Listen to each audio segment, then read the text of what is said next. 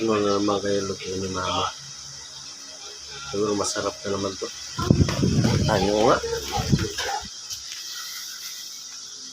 Ano ba yan? Yung pipino? Kung may kamatis pa, may pakamatis-kamatis pa. Ano kayang cravings ito ngayong gabi? Parang masarap pa. May piniprito pa siya dito. Ulin po. Ito naman, naing. Mukhang mabusog na naman ako ngayong gabi. Oh, may kita pa ako dito. May 3 limpo pa. Tapos may isang red doors. Napakalaga talaga ni mama. Thank you very much.